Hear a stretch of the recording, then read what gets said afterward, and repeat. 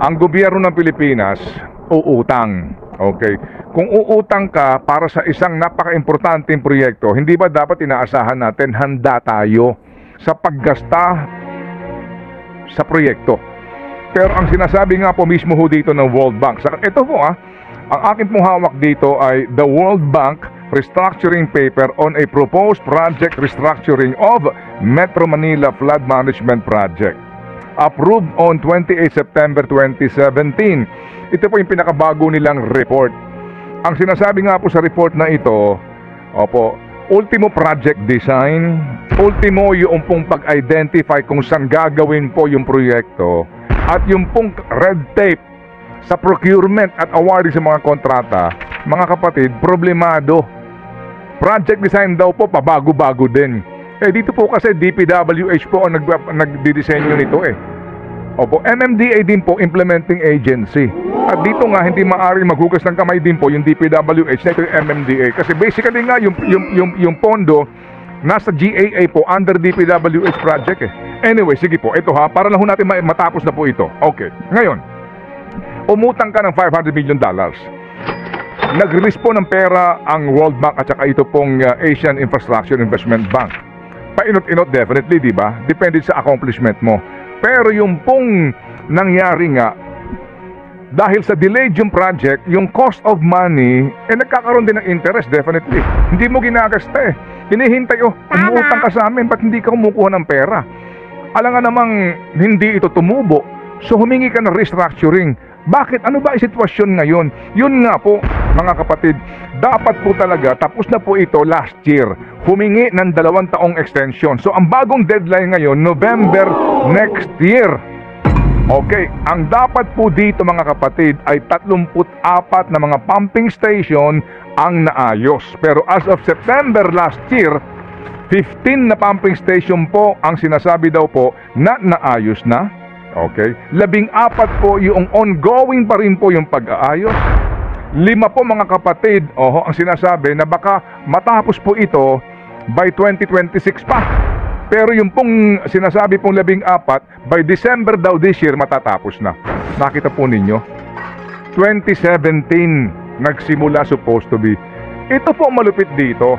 Kasi maliban po sa 34 na mga pumping stations na original, 36 minus 2 kasi, so 34, yung pong dapat na 20 bagong pumping station, 4 na lang ang gagawin.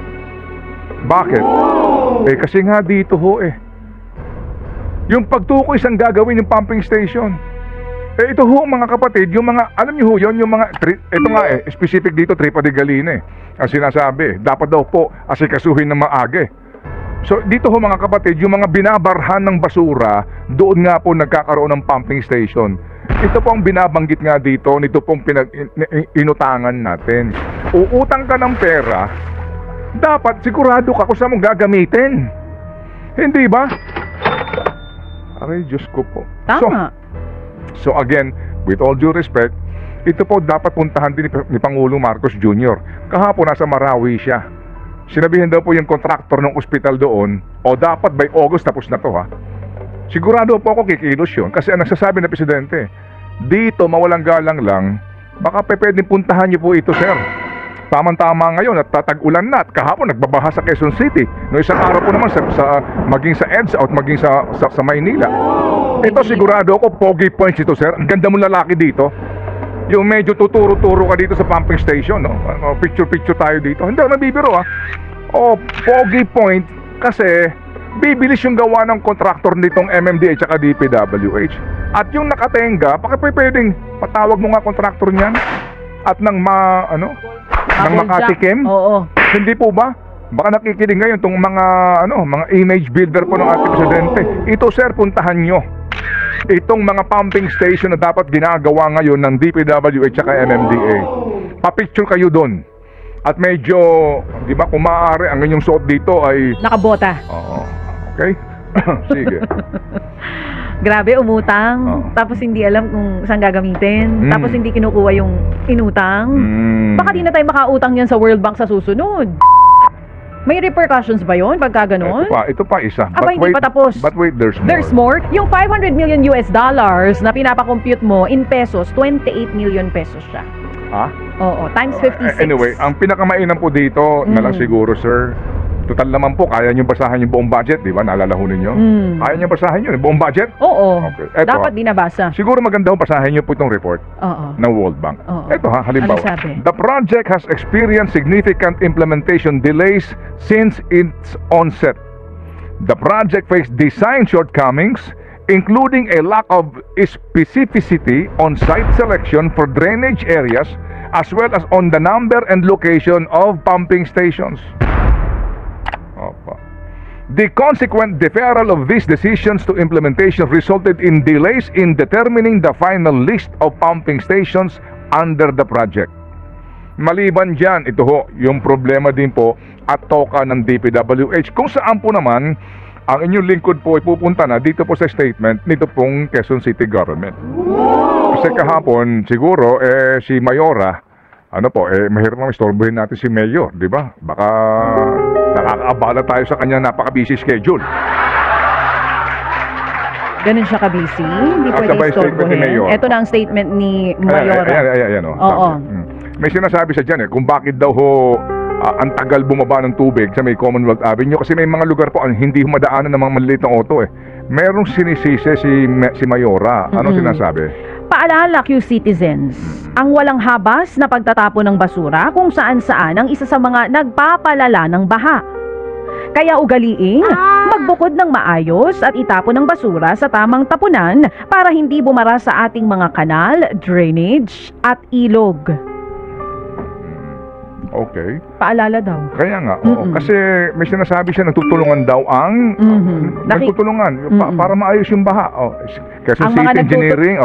Wala namang patid ang pagsasagawa ng QC Engineering Department kasama ang Department of Sanitation and Cleanup Works ng dredging sa mga creek at waterways ng lungsod. Nakita ninyo? Ang sipat ng Quezon City Government, Siyempre.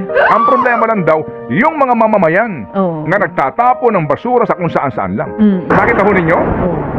Diba? Si Mayor Belmonte, ako ang aking siyang assumption, si Mayor yan, kasi QC Government Diba? Kasi nakalagay dito Public Service Announcement, lungsod ng Quezon, Pilipinas. Tapos dito, diba kasama daw mga barangay, sabi niya? Oo, meron din, ang sabi dito. Okay. Kaya para matugunan, patuloy nang nakikipagtulungan ng Quezon City Government sa DPWH at San Miguel Corporation na namamahala ng Skyway Project sa kahabaan ng G. Araneta Avenue.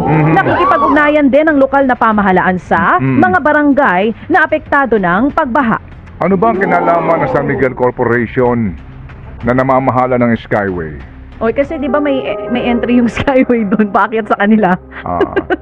Bago makaakyat sa Skyway, babaing ka muna sa Araneta. So, hihingi na sila ng tulong sa private firm sa San Miguel para matugunan yung problema sa baha. Diyan sa Araneta na mula noon hanggang ngayon, ganun pa rin ang baha. Mayora, walang duda, ang dami pong walang disiplina ng ating kababayan. No doubt about it. Lalo na ho ito nagdaan, di ba, na nakita mo sa Araneta Avenue, mismo doon sa Araneta, yung tambak na mga basura hindi hinahakot. Nakita mo yon? Nadaanan mo yon? Nadaanan natin yon? Yes. Di po ba? Totoo yan. Pero sandali lang.